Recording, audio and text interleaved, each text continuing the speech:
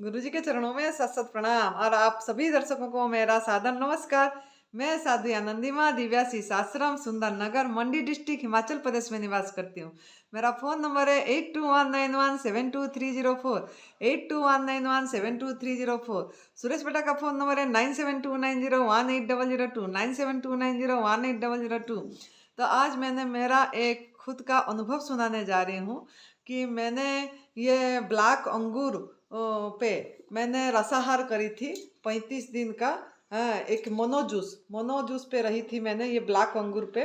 तो ये मैंने 19 जनवरी 2023 से 24 फरवरी 2023 तक करी थी। 35 दिन का मेरा रसाहार था। तो उसके बारे में इसका मैं अनुभव बताने जा रही हूँ। तो ये अंगूर जूस जब मैं लेती थी उसके साथ थोड़ा मात्रा में अदरक भी डालती थी, क्योंकि हमारा इधर ठंड बहुत ज़्यादा थी उस समय। अभी भी ठंड है। तो इस ठंडी के कारण मैंने थोड़ा मात्रा में अंगूर में अदरक भी डाल के इसका रसाहार करी थी। तो लेकिन जब मैं 19 जनवरी को शुरू करी उससे पहले भी मैंने 5 दिन रसाहार पे थी। वो सब मिक्स रसाहार पे जूस पे थी, जैसे संतरे और अंगूर में थी। इस तरीके से रसाहार पे थी। उसके बाद मैं पूरी मोनो डाइट पे आ गई, मोनो जूस पे। वो खाली सिर्फ एंड सिर्फ ओनली एंड ओनली अंगूर पे ही, काले अंगूर पे ही रही। तो इसमें मेरा बहुत अच्छा अनुभव रहा। वो अनुभव मैंने आप सभी को सुनाने जा रही हूँ। जब मैंने ये अंगूर जूस पे शुरू करी, तो मैं पहला उठते ही संजीवनी क्रिया करी बैक टू बैक 3 बार। और उसके बाद मैं 8 घंटा 7-8 घंटा जैसे इंटरमीडिएट फास्टिंग भी रखती थी, ना खाना ना पीना। उसके बाद पहला जूस मैंने यही वाला लेती थी। मतलब इसी इसी में मैं कभी डिटॉक्स जूस नहीं ली। हरी पत्ती में आंवला डाल के जो हमारा एनडीएस में है ग्रीन जूस, वो मैंने नहीं ली। ना खीरा करेला टमाटर का जूस, ना टमाटर का छिलके समेत अनार का पीस के जो जूस लेते हैं, वो कोई भी डिटॉक्स जूस में पहला नहीं ली। लेकिन हमारा एनडीएस में पहला जूस वही होता है। लेकिन ये मोनो डाइट पे रही, मोनो जूस पे रही। तो मैं पहला जूस क्या ली, पहला जूस हमने अंगूर पे लिए। और ये अंगूर में थोड़ा मात्रा में अदरक डाल के पहला जूस ये लिए। तो ये हमने 12:30 बजे लेते थे। 12:30 बजे अंगूर पे पहला वाला जूस लेते थे। उसके बाद हम 3-4 घंटा गैप देते थे। फिर हम 3:30 बजे ऐसे दूसरा जूस लेते थे अंगूर में, यही अंगूर का, ब्लैक अंगूर की। और तीसरा जूस फिर हमने 6:30 बजे लेते थे। इस तरीके से हम 6:30 बजे फिनिश कर देते थे। 3 बार जूस लेते थे, वो भी ब्लैक अंगूर पे। ये खाली इसी अंगूर का जूस लेते थे। और बीच में थोड़ा मुझे चबाने की इच्छा हुई, तो दोपहर के टाइम में मैं इस अंगूर को चबा के उसका रस लेके छोचा को फेंक देती थी। अब मैं इसमें नमक यूज नहीं करी, ना कोई सिंधा नमक, ना काला नमक, ना कोई मसाला, कोई भी चीज़ यूज नहीं करी। अब मैंने सिंपल एंड सिंपल अंगूर पे ही रही। और इस ये अंगूर लेने से पहले सब कोई बोलते हैं कि जैसे ऑर्गेनिक होना चाहिए, ऑर्गेनिक ग्रेप्स होना चाहिए, तभी फ़ायदा होता है, ऐसे हमने सुने हैं। लेकिन हमने यहाँ हिमाचल प्रदेश में ऑर्गेनिक अंगूर कहाँ से लाएंगे। जो मिलता था उसमें हम करें, तो हम इस अंगूर पे करें। और इसको हमने क्या करते थे ना, लेने से पहले 3 घंटा पानी पे भिगो लेते थे। और उस पानी में थोड़ा सिंधा नमक डाल देते थे, और एप्पल साइट्रिक विनेगर एक ढक्कन डाल के भिगो के रख देते थे। उससे क्या होता है ना, इसमें जो पेप्टिसाइड वगैरह होता है, जो बताते हैं कि स्प्रे होती है, उससे निकल जाता है। अगर आपके पास मतलब विनेगर नहीं होगा, मतलब एप्पल साइट्रिक विनेगर नहीं होगी, तो आप बेकिंग सोडा का यूज कर सकते हैं। वो 1 चम्मच डाल के 3 घंटा तक भिगो के रख सकते हैं। उसके बाद हम 2-3 बार धो लेते थे और ये अंगूर को इस तरीके से प्रयोग करते थे। तो इसमें लाभ क्या हुआ, मेरे को क्या बेनिफिट मिला। तो इसमें हमने देखे कि हमने मतलब हमारा पहले दिन से ही, पहले दिन दूसरे दिन जैसे हुए हमको थोड़ा जलन होती थी छाती में, एसिड जैसे अनुभव होता था जैसे।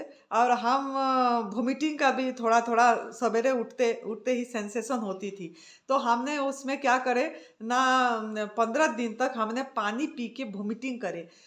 जैसे बैक टू बैक 5 गिलास पानी पिए, वो भी सिर्फ मतलब गुनगुना पानी, उसमें कोई नमक नहीं डाले।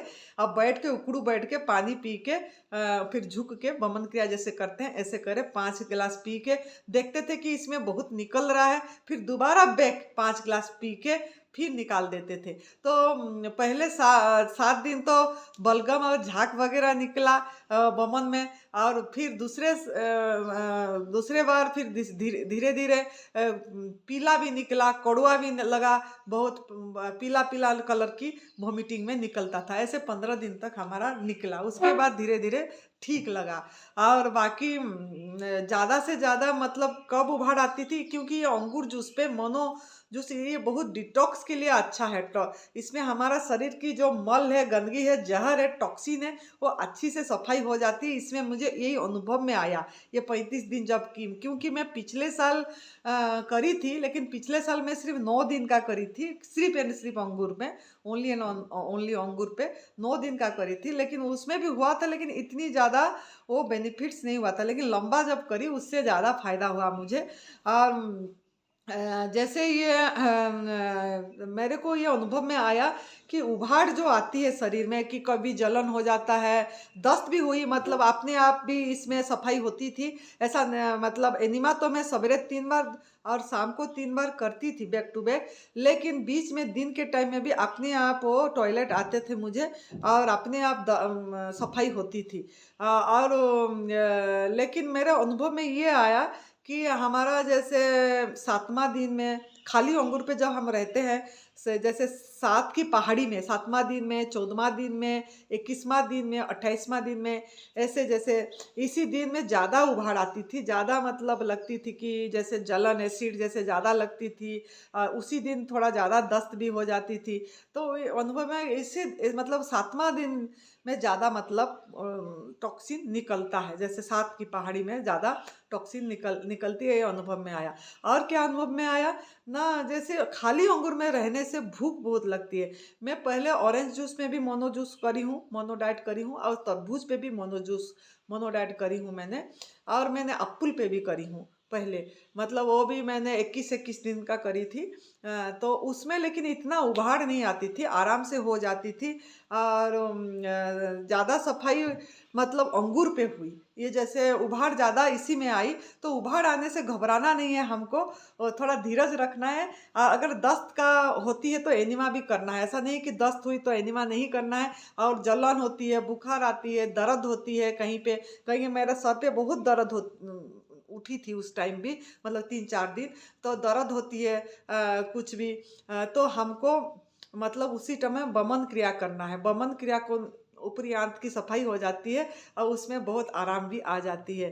तो और एनिमा में मेरा मतलब इसमें भी निकला, हमने हरा कभी भी ग्रीन जूस नहीं लिए, लेकिन हमारा उसी में भी हरा हरा निकलता था एनिमा में। वो भी मेरे मतलब 14-15 दिन तक निकली हरा हरा। उसके बाद हमारा मतलब हरा नहीं निकला, ऐसे ही प्लेन मतलब निकलता था, थोड़ा हल्का पीला कलर का निकलता था, बाद में सफ़ेद ही निकलती थी। लेकिन उसमें सफाई बहुत अच्छा हुई। और लेकिन हमने घबराए नहीं, कोई धीरज रखे।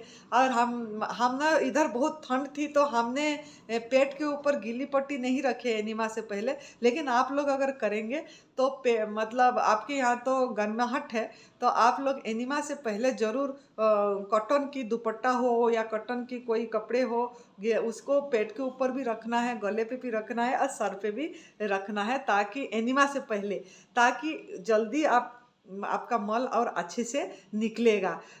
तो इस सब चीज़ का हमको ध्यान देना है हमको, ताकि हम अच्छे से इसको कर सके और आपको बॉडी को देख के ये नहीं कि मैंने 35 दिन करी बोल के आप भी 35 दिन करें।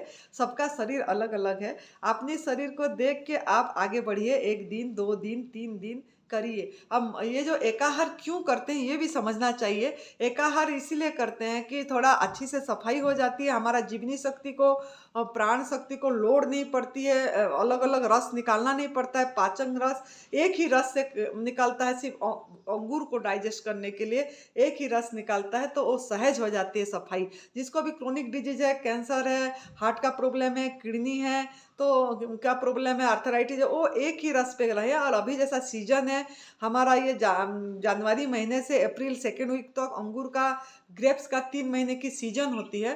तो अब तब हम अगर ग्रेप्स जूस पे रहते हैं, मतलब द्राक्ष कल्प करते हैं, तो शरीर कायाकल्प हो जाती है और शरीर के अंदर की टॉक्सिन अच्छी से ज़्यादा अच्छा से निकल जाता है ज़्यादा।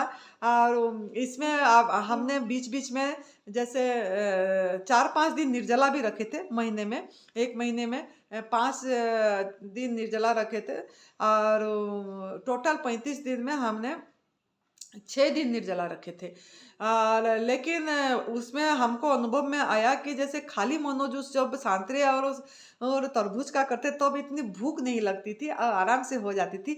लेकिन ये ग्रेप्स जूस में जब हम रसाहार में रहते थे, इसमें भूख ज़्यादा होती थी, भूख प्रदीप्त होती थी, क्योंकि उसमें टॉक्सिन हमारा जहर निकल जाता था, सफाई हो जाती थी।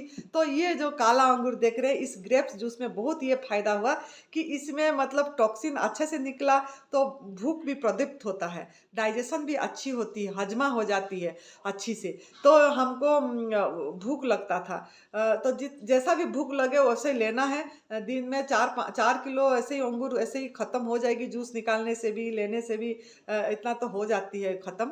और लेकिन हमने जो भूख लगती थी उसको, भूख को रोक देते थे, लेते नहीं थे, तो वो थोड़ा मतलब ज़्यादा इतना इफेक्ट नहीं करती है। आपको जब भी भूख लगे तब आप मतलब अगर आपको क्रोनिक डिजीज नहीं है और आप सफाई कर रहे हैं, शरीर का डिटॉक्स कर रहे हैं, तो अंगूर जरूर मतलब ले लेना चाहिए। अंगूर उसी समय जूस ले लेना चाहिए जब भूख लगे तब। तो इस तरीके का हमारा बहुत अच्छा अनुभव रहा। तो आप लोग भी ये रसाहार रहिए। अभी जैसा सीजन है और जैसा ये नवरात्र आ रही है, ये तो बहुत बड़ा मौका है। 22 मार्च 2023 से 30 मार्च 2023 तक चैत्र नवरात्र है।